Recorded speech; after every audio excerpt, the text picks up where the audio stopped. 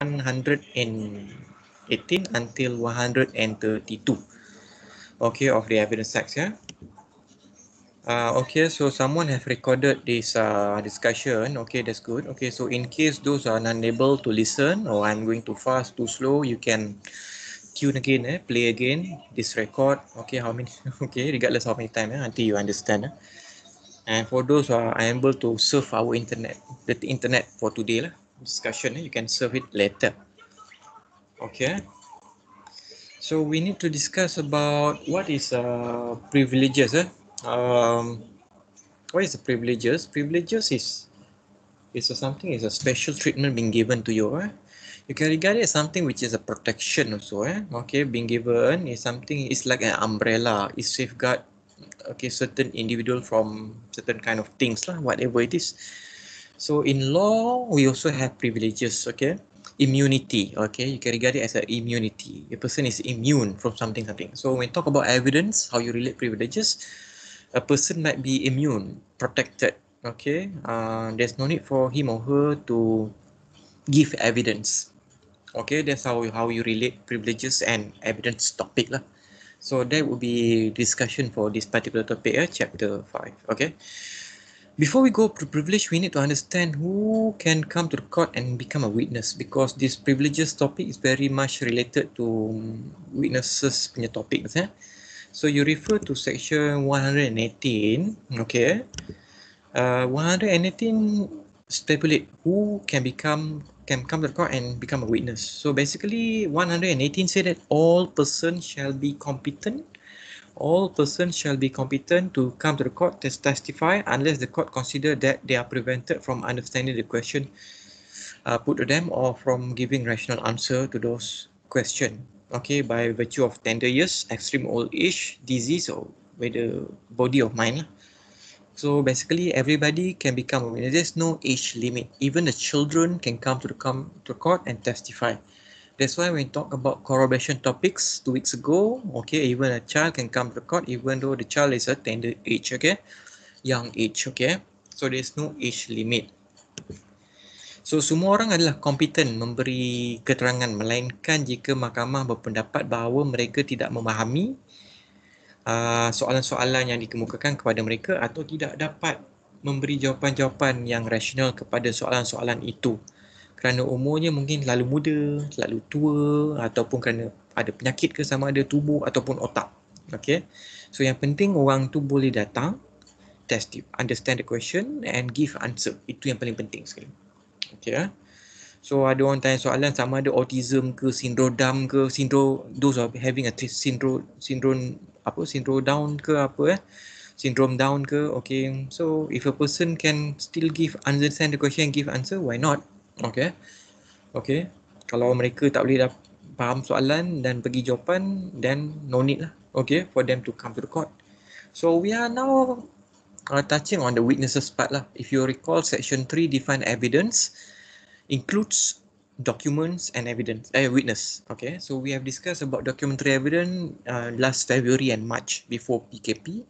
Now we move into the second part, which is on witnesses. Okay, and the issue now, okay, we already know everybody can come to the court to become a witness. The issue now whether this witness can testify or not, or they can rely on certain kind of protection. So the protection means privileges lah. So our topic today would be privileges. Okay, that's how you connect privilege topics and evidence. Okay. Please remember, a witness might be a competent, but in some situation they are not compellable. So as I said, everybody can be a witness, but in certain situation they are not compellable. Compellable means from the root word compel. Compel means you are being forced, dipaksa. So dipaksa apa? Dipaksa untuk memberi testimoni di mahkamah. Can they rely on privileges? That would be the essence of this today's topic. Okay, they can be competent. Okay, they are competent. They can testify, but can they avoid themselves when giving testimony? That's the issue. So there are situations where a witness can rely on protection, privileges from speaking out in court. A certain situation. So what are the situation? Ada 4 situation. Okay, so all the blinking lah. Okay. So for today, we're going to discuss about marital communication privileges. Okay, this communication. So whereby a witness do competent, but they cannot be forced by the court to testify. They can rely on this heading lah, privileges. So can regard this witness using umbrella. Umbrella is the privileges.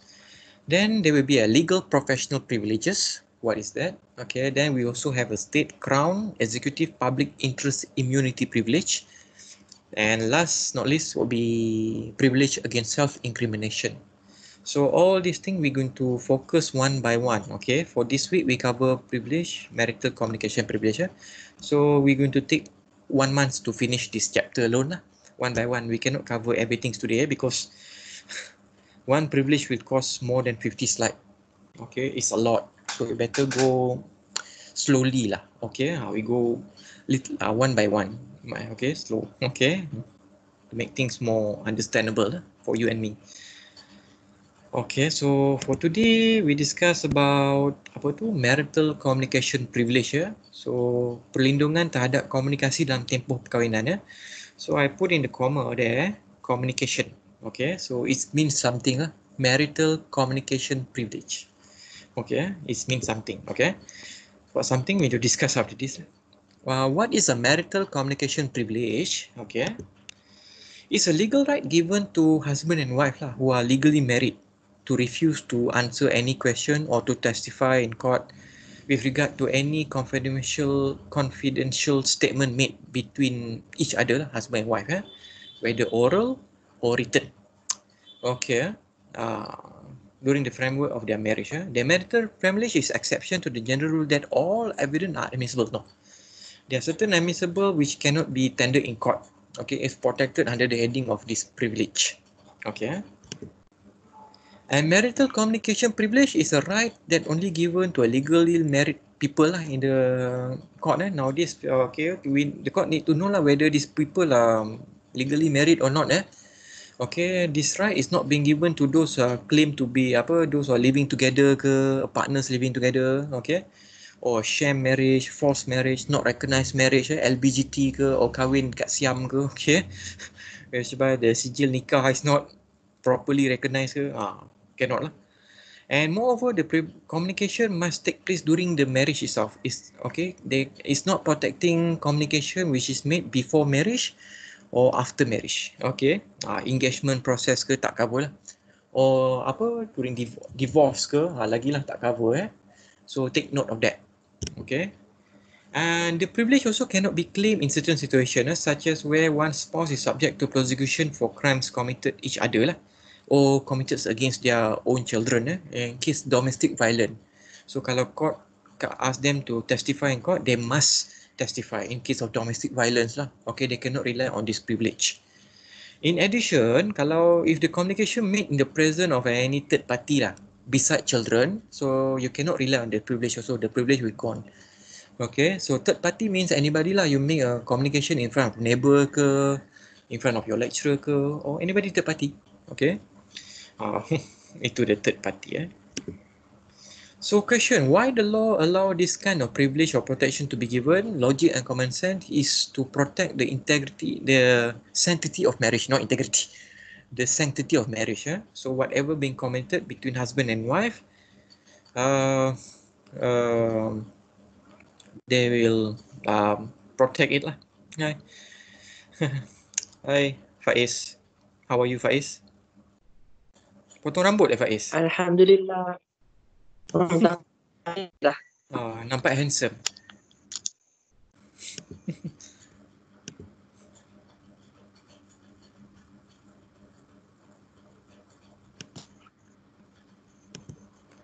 Mana tadi? Okay. So I upload balik. Okay, hilang pula. Okay. Flaw Faiz. Okay.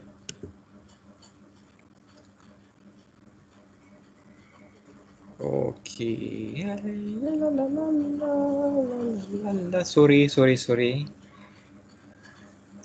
Okay, we finish this. Finish.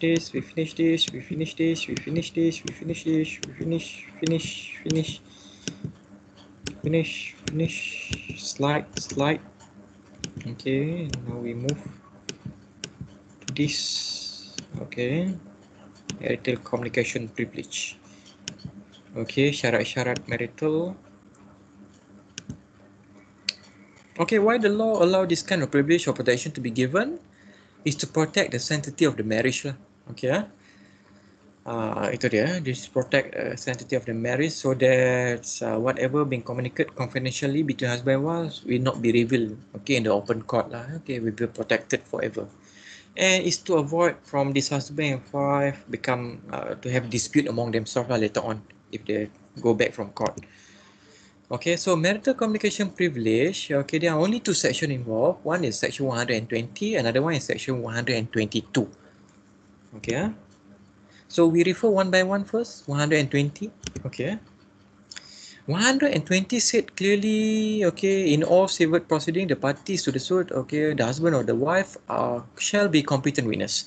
Not only in civil, subsection 2 also said that in criminal proceeding against the person or husband or wife or that person, respectively, shall be a competent witness.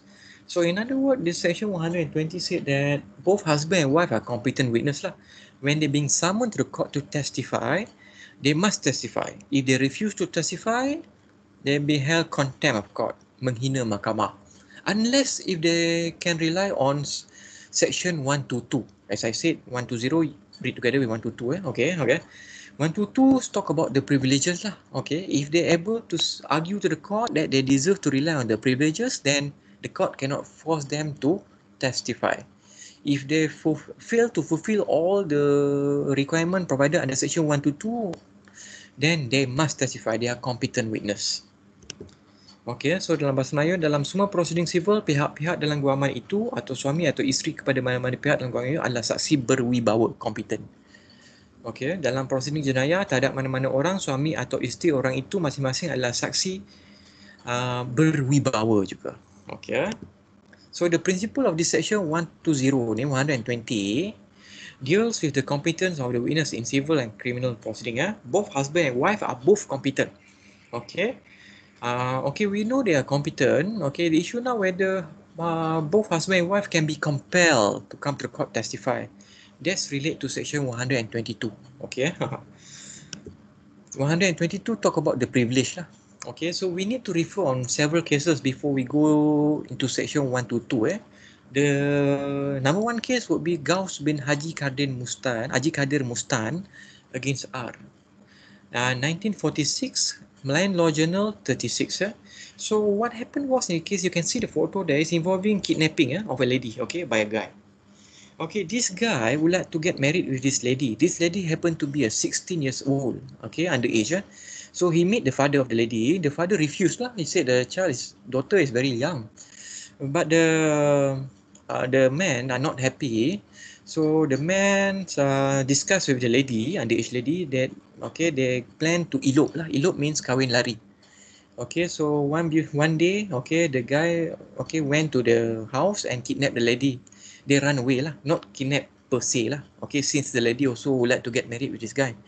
So the father lodged a police report. The police opened a case under penal code for section for kidnapping. So they managed to caught the guy, and the guys were charged for kidnapping under penal code lah. Among the witness, among the evidence they call, the prosecution tendered would be the testimony of this lady, the wife. The wife counsel refused to allow the wife, okay, to testify in court lah. Okay, by under heading of marital communication privilege, argue that whatever being communicated between husband and wife cannot be revealed in court. But the court rejected the argument. Why? Because the prosecution would like to know the answer, okay, about kidnapping. Kidnapping took place before marriage. Yeah, okay. So to use this marital communication privilege, there must be a marriage right. Okay, since the kidnapping happened before marriage, so there's no logic, okay, for you to use marital communication privilege. Okay. Okay, before marriage took place, okay, you kidnap first. After kidnap, then you get married. Okay. Impossible, you are married, then you kidnap. Okay. So the prosecution would like to know all the answer from the wife testimony, what happened. okay, what being said to you by this person before marriage, okay, during kidnapping process. That's all they want to know. They don't want to know what happened after marriage. So by virtue of that, the court say that the wife are competent by virtue of section 120 to give testimony in court. In other words, the wife failed to use this marital communication privilege under 122. Okay, because the act of kidnapping happened before marriage, not after marriage. Itu dia. Uh, any question you'd like to ask before I go to the next case? Ada apa-apa soalan yang tak faham pasal case ni?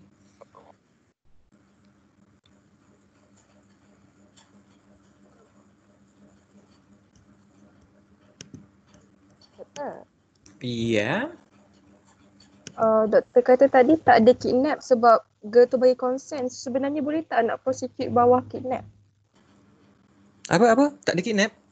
Ada yang kidnap. awal Ada kidnap. ada. Ada kidnap Walaupun because perempuan kidnap nak able juga. to be proved. Ha? Oh, I see. Okay. Ingat ke tak ada kidnap? Ha? There was Ingat ke tak ada kidnap. kidnap? There was okay. kidnap. Ha. And the court the court accept the testimony given by the wife. Okay, because the kidnapping happened before marriage. So the wife failed to use marital communication privilege because marital communication privilege only protect communication during marriage, not before marriage. Okay, so kidnapping happened before marriage. Okay, so no issue of marital communication privilege. So they're able to use marital kidnapping against this accused.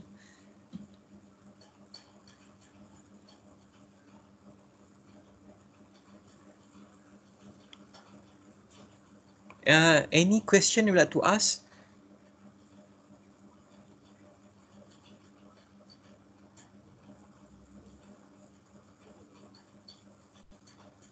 Any question? Semua okay, Clear? Clear. Huh? Okay. Thank you, Amir. Okay, next case would be PP against Abdul Majid, 1994, 3 MLJ 48. Another case, murder case. What happened was here, the accused in this case is charged for murder under section 302 of the Penal Code. Okay, the preliminary inquiry held before the learned magistrate in Rawang, the public prosecution attempt to call the accused wife, Sharifah Marina, as a witness for the prosecution. So the husband commit murder, they call witness husband to be the wife. Okay. The accused counsel objected to this on the ground that she, although competent under 120 and 1218, okay, she could not be compelled to tender evidence against her own husband. Okay. At that stage, Sharifah herself declared that she was unwilling to render evidence against the accused in court. Upon this, the London magistrate then ruled that Sharifah, though a competent witness, could not be compelled to give any evidence in case against the accused, as he is the husband. In this particular case, the magistrate relied on the English court decision of Hoskin against Metropolitan Police. Okay, Commissioner, 1979 punya case. So the magistrate rely on common law principle. So the public prosecutor are not happy. They make an appeal to above court. So the above court held that the magistrate has erred in law to rely on common law punya case Hoskin. Why on earth you rely on Hoskin? Okay. Okay, so the above court held that, okay, the magistrate to proceed with the inquiry and to record the evidence of this wife because she failed to rely on the privileges provided under section 122 of the Evidence Act, and it's wrong for the magistrate to rely on the common law punya principle. Why? Remember law of evidence part 1 punya case, okay, if the act is so clear and unambiguous, then why on earth we have to refer to English principle? Why on earth we have to rely on Hoskin punya case? Okay, remember last semester Muhammad Shahidul Arifin, Governor and Company of the Bank of England against Baglino, Jaya Sena against R, 1970. Okay, all these cases clearly indicated when there's a clear provision under our Evidence Act, then which priority should be given to our Evidence Act lah. So with regard to marital communication privilege, kita ada section 122. Okay, there no need for us to refer to Hoskin punya case. Okay. That's it. And another case is Gimbu bin Sangkaling against R, 1958. Okay, this is Sarawak, a criminal report 114. It's happened in Borneo. It's involving frog hunting expedition. You can see the photos there. Okay. Gimbu was charged for the murder of the father-in-law. Okay. So Gimbu one day, okay, went for a frog hunting expedition, okay, along with the father-in-law in Sarawak jungle. Something happened in the jungle. They got into quarrel, bergaduh. So end up they killing the murder of the father-in-law. So he went back and the wife asked, "Where's my father?" Okay, your father already dead. Okay, okay, I killed him. Okay, so police report was lodged. He was charged for murder lah, sama macam Abdul Majid tadi. So in this case, okay, the wife, okay, would like to among the potential evidence the prosecution would like to call would be the testimony of the wife.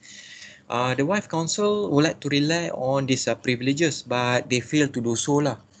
Okay, and the wife, okay, being told by the court, you must testify, okay, because you are competent under section 120, and you fail to prove that you are deserved to rely on testimony, okay, or to rely on these privileges under 222. Okay, so you have no choice. If you fail to testify, okay, you being held contempt of court.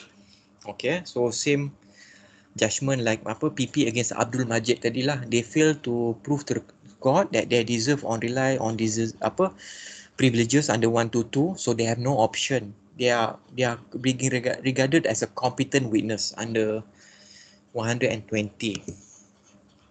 Okay, so as mentioned in this case, unless the wife can point to any exception in law, okay, which is 122, for her to avoid from giving testimony, then she have no choice.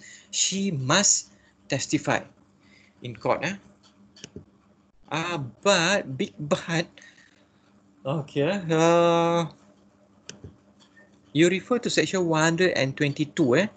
Here come the privileges. Okay. That's why PP against Abdul Majid just now, Gimbu Sangkaling, they fail to rely on section 122. Because they're unable to fulfill all the requirement on 122. 122 talk about the marital communication privilege lah. Okay, so what are the requirement needed to be fulfilled, etc., etc., etc.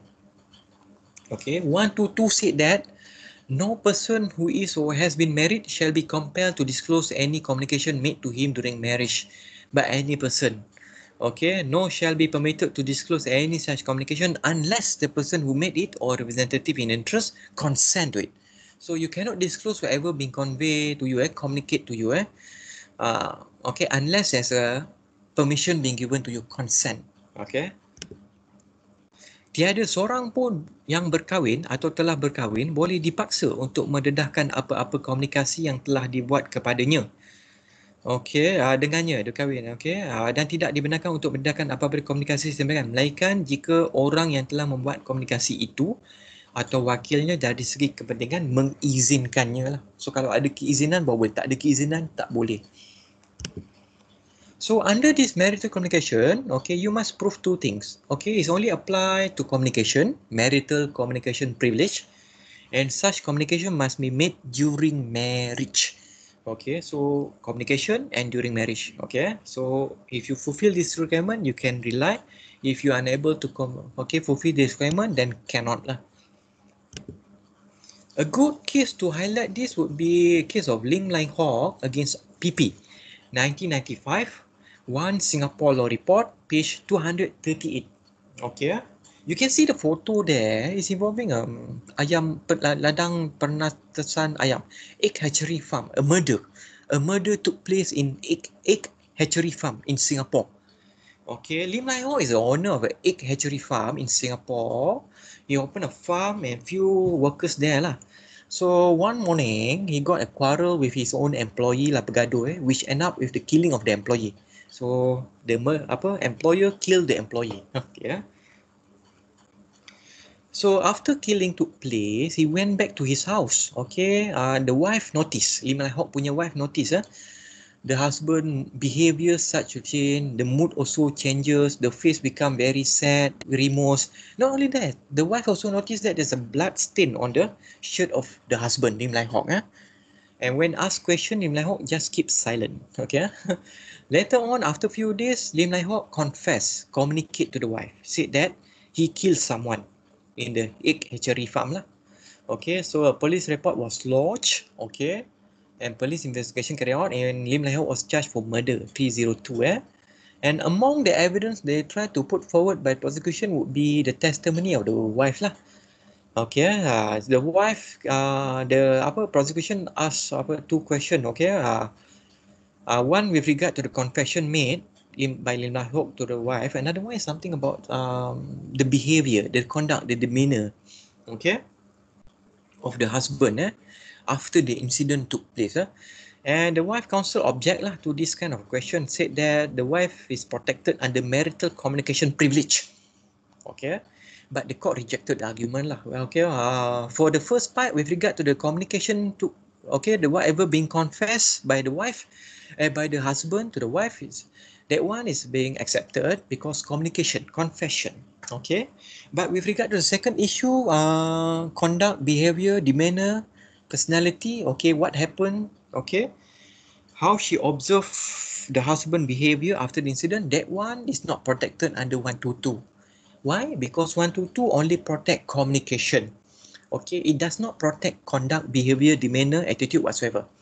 So with regard to the demeanor, behavior, the fact that she observed the husband very sad, very remorse, okay, have no mood, okay, for a few days, okay, having nightmare during sleeping, this one can be revealed in court. Okay, so far faham tak with regard to this case, Lim Lai Ho?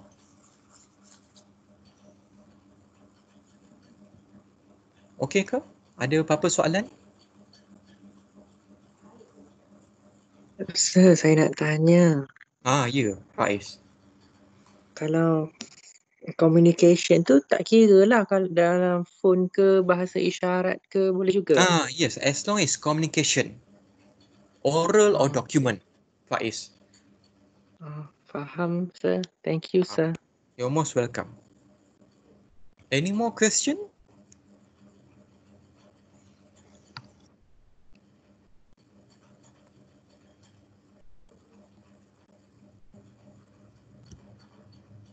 Ada apa-apa soalan? Rias, okay Rias? Okay, sir. Okay ya? Okay, clear. Makan apa lunch tadi Rias? Ni nasi biryani, sir. Okay. I'm as always lah. Rojak. Yes, correct. Rojak. Okay lah, everybody understand We move to the next slide. Okay. Gaus bin Haji Kadir Mustan tadi repeat balik. Okay, requirement tadi communication, salah satu requirement dia must took place during marriage. Okay, this incident of kidnapping happened before marriage. So the privilege does not apply to this kind of situation. Okay. That's why the court rejected the argument of privilege under Gaus against R ni, Gaus bin Haji Kadir Mustan. Okay, because he was charged for kidnapping and the kidnapping act happened before marriage. Okay, so whatever communicated during the act of kidnapping, during the activity of kidnapping, okay, must be disclosed to the court. Okay, okay. Dia kidnap baru kahwin. Okay, bukan kahwin baru kidnap. Okay, pelik. Okay, itu beza dia. So conclusion dia very simple. Dah nak habis dah kelas kita. Okay, privilege, marital communication privilege. Okay, khusus perkahwinan kita hari ni. Okay. This kind of marital communication privilege only applicable to communication, number one. And number two, communication must be made during marriage, not before or after. Itu syarat dia. Before we go, ada satu lagi.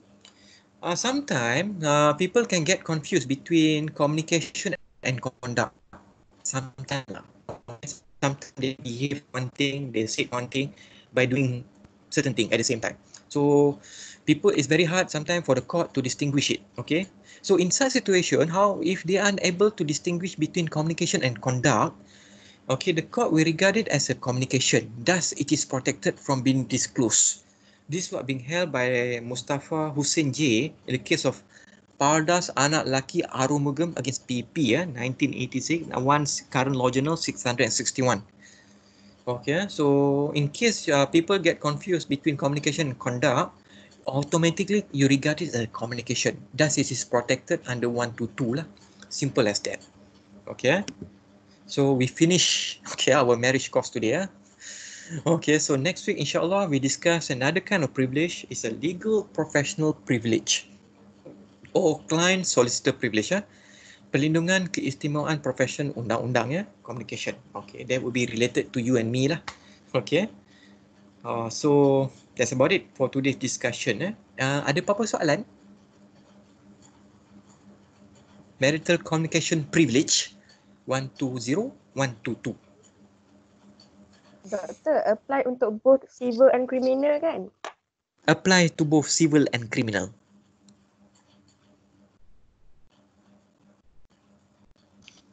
Sir, Iya. apa beza kan kau kata tadi apa kalau conduct dengan communication, kalau dia orang confused, so kau regard that conduct as communication, right?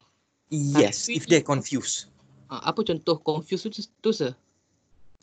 Contohnya dalam kes Paldas Arumugam tu, what happened was the husband commit some crime. When he commit certain crime, he went to his room in the house and locked himself. So the wife becomes suspicious. He sneak into the into the door, lock door. Okay, okay, the hole through the locked door tu, and see that the husband doing something and said something at the same time. So the wife couldn't hear carefully what being said, and the wife noticed the husband behave in certain way. So when she come to the court testify, okay, the court also confused. So in that situation, the court regarded as a communication. That would be the example. Okay sir, nampak. Okay. Thank you, sir. You're most welcome.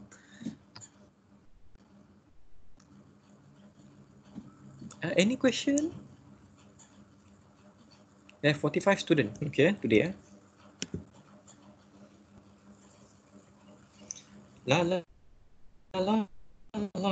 Semua ada? Sir, saya ada question je. Okay. Hadri, yes. Sir, kalau dia melibatkan criminal investigation, sir, ni tak sampai court lagi kan. Lepas tu adakah mungkin husband pun ataupun wife compel untuk bekerjasama boleh dalam jugalah. Kalau dia investigation pun dia tak boleh pakai jugalah sebagai evidence, tak boleh guna. Because it's protected. So waiving untuk right ni terletak pada siapa ataupun kedua-dua sekali? Kepada kedua-dua mereka, husband and wife. Okay, faham sir. Thank you. You're most welcome. Any more question?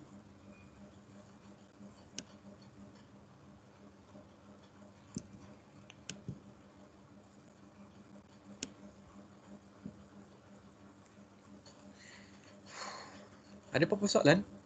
Lagi? Panasnya.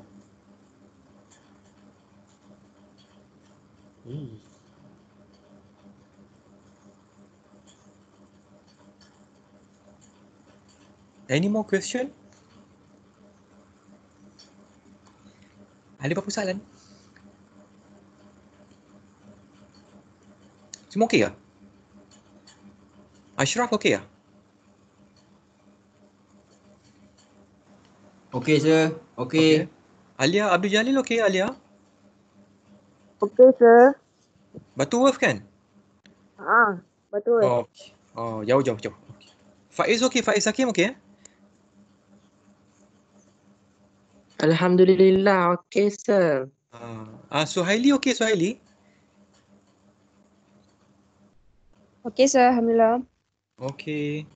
Any more question? Tak ada Lokman okey Lokman? Okey sir, okey. Okey. Nuri Sufia? Nuri Sufia okey? Okey. Okey. Aduh. Siapa lagi ni Syauqi okey Syauqi? Okay sir, okay. Okey Muizzuddin okey? Wan Muhammad Muizzuddin? Okay sir. Okey. Wan Nazrin okey? Wan Nazrin Shazza? Okey, sir. Umi Alia okey? Langkawi? Umi Okey, Alia? sir. Macam mana cuaca Langkawi ni okey? Hari ni hujan, sir. Hujan Okey. Langkawi. Okay lah. Okay, so everybody okay. Reminder to everybody, kita take home test another 2 weeks time. Okay, I try to prepare the question, pre-chapters saja. Don't forget assignment. So assignment ni kalau dah siap, nanti Syauqi akan tolong kumpulkan. Syauqi tolong kumpulkan buka file folder, kumpulkan semua kelas. Okay. Ikut KLB ya. Yeah. Syami buat KLB 1, okay, KLB 2 Syauqi. Okay, nanti you tengoklah, make sure everybody dah hantar Syauqi ya. You emailkan kepada Syauqi. Tutorial question number 5, this will be our tutorial question, next tutorial. Okay. Please come for our special virtual tutorial next week. So next week tak ada tutorial macam biasa. Kita ada special talk by Tuan Faizaluddin Muhammad Yusof, lawyer from Faizaluddin Yusof and partner, hari Khamis 9 Julai 2.30 3.30. Venue nanti Syami akan releasekan poster tu. Zoom, kita pakai Zoom. Okay. Tu dia. So tajuk dia Law of Evidence under Civil and Islam. So you boleh tanya soalan lah, apa beza antara Evidence Act dengan Syariah Evidence Act ke, kalau ada any kind of question you like to ask macam presumption of death. Ada tak presumption of death under Islam? How many years? Civil 7 years. Islam? Itu dia. Legitimacy. Apa syarat presumption of legitimacy dalam Islam? Is it the same ke? 220 days after dissolution ke? Tak sama. Okay. Tu dia. Boleh tanya apa-apa soalan you like to ask to Tuan Fazludin. It's first time for me lah to conduct this special talk with outsiders. So kita tengok macam mana keadaan next week. Hopefully keadaan okay. So this will be our tutorial lah for next week So next Monday tak ada tutorial lah. Dengan Thursday pagi tak ada. This our tutorial next week. Okay. And of course FSU Clinic. So those volunteer can join in Boleh hantar nama kepada Syami bawa 2 orang je volunteer. Okay, join lah. It's good exposure for you. Tak banyak kerja. Just saja je. Okay. Itu aja. Okay, it's under me lah.